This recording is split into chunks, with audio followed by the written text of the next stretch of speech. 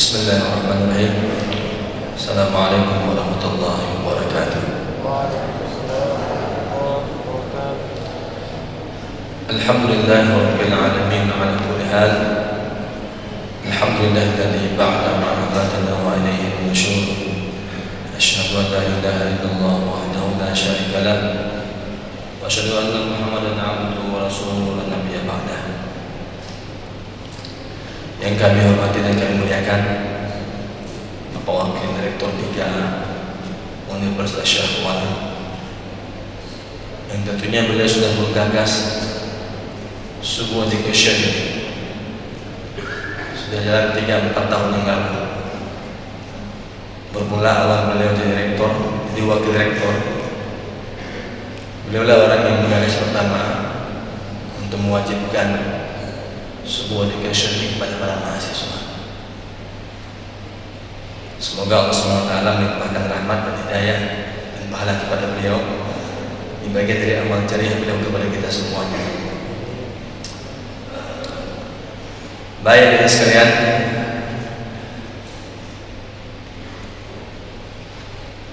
Al-Quran sebagai pedoman hidup kita itu banyak memberikan perumpamaan, nasihat, contoh-contoh. Untuk apa? La ayatin li ulil absar. Itu menjadi tanda bagi orang-orang yang melihat. Untuk juga orang-orang yang berpikir. Sebab dia sebagai hudan lil muttaqin. Itu juga bagi orang-orang yang bertakwa. Di antaranya Al-Quran menggambarkan kepada kita siapa orang-orang yang utama, siapa orang-orang yang istimewa. Kalau kita ingin jadi orang istimewa, orang-orang yang diutamakan sama Allah, maka bukalah Al-Quran. Apa di antaranya?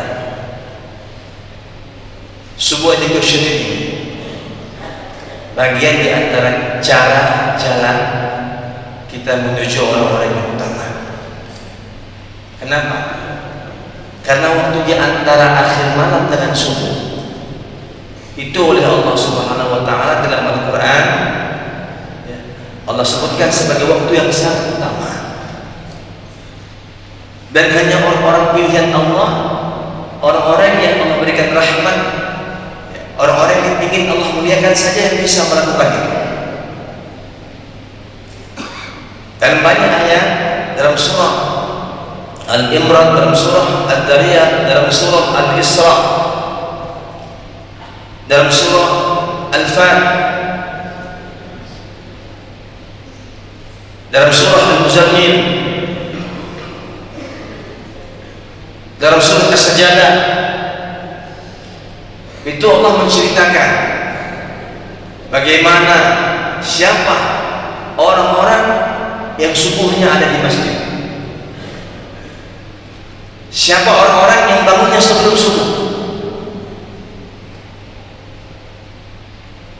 Satu kita ambil ini, Allah gambarkan tentang hamba-hamba Allah yang utama. Kalau kita buka Quran, ya, ayat juga dalam surah Al-Quran, di antara hamba-hamba Allah yang mulia, yang maqamnya, yang kedudukannya sangat terhormat di sisi Allah dan manusia, itu orang yang bangunnya sebelum subuh. Tapi gak untuk nonton bola. Ngapain? Sholat. Itu berlanjut kemana? Kalau dia melangkah ke masjid, ya, untuk menegakkan sholat 5 waktu subuh, itu pun bagian dari orang-orang yang sangat utama.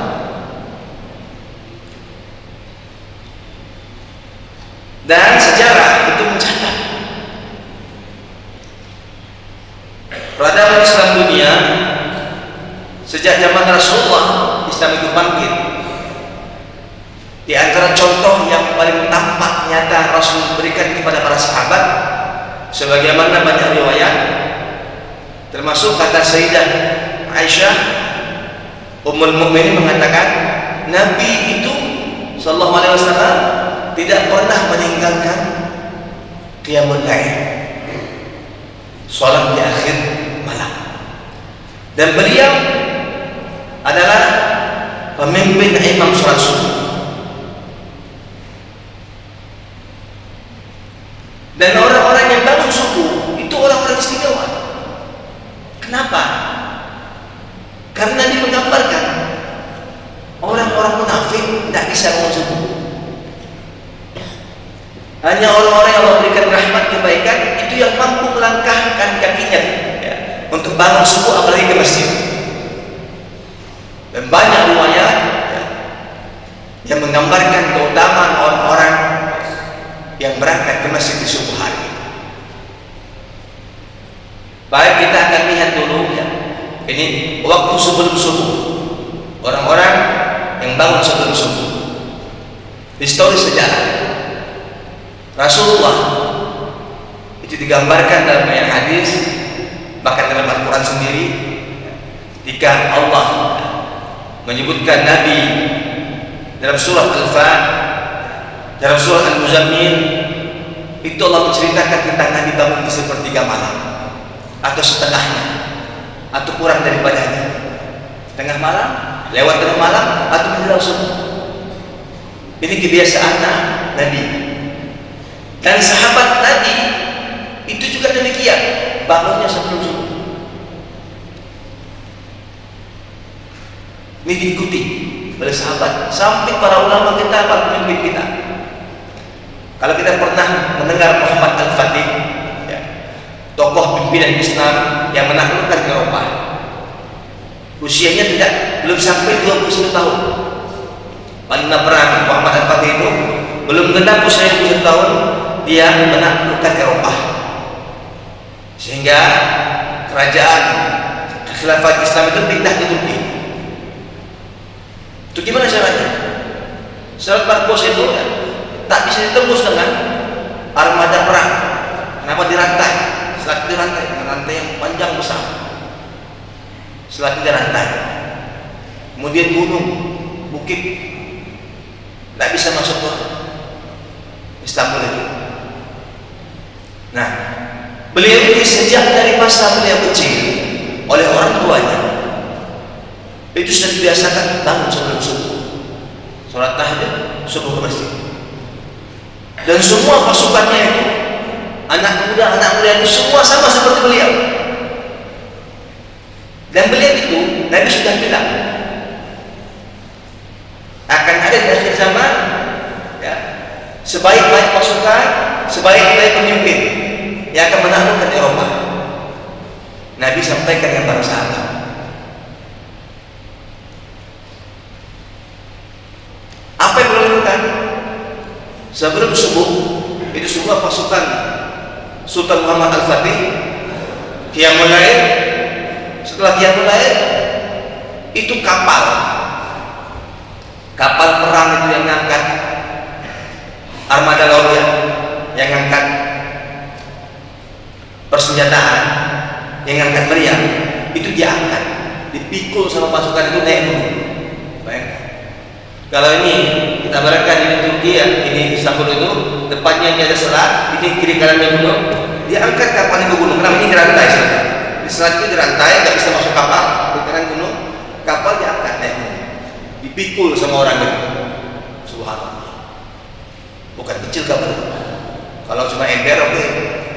Ini kapal diangkat ke atas gunung itu, diturunkan lagi ke laut.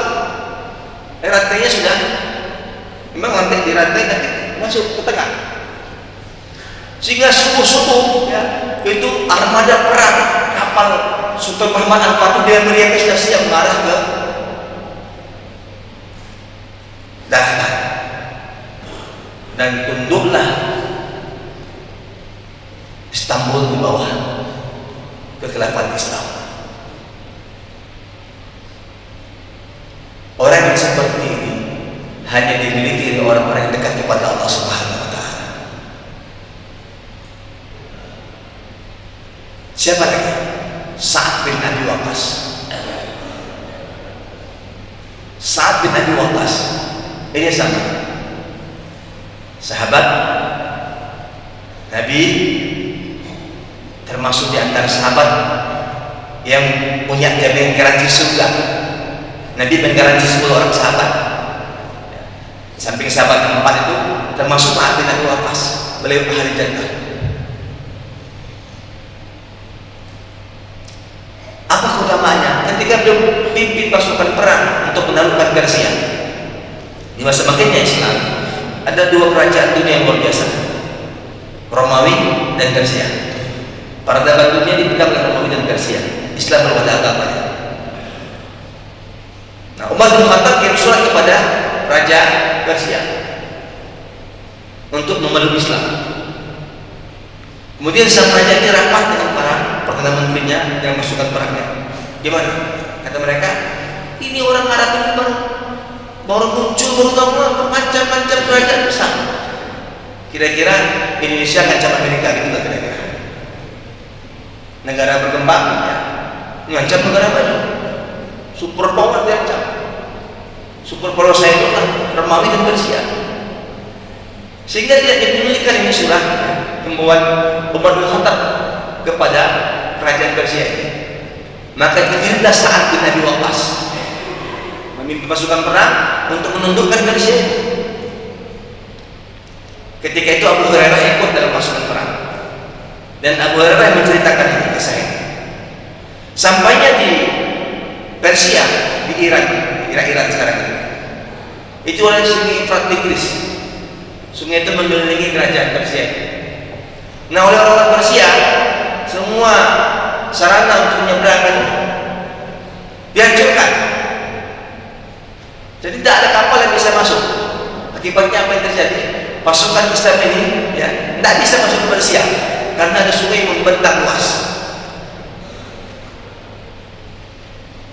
Lagi-lagi orang-orang yang dekat dengan Allah Subhanahu wa taala ini punya keajaiban.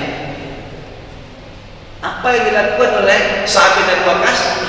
Dia bukan buat ambil pun, bukan buat jembatan. Tidak ada. Dia turun dari kudanya, dia bilang dengan pasukannya, kalian tunggu sebentar. Ini pasukan perang ini, pimpinan perangnya.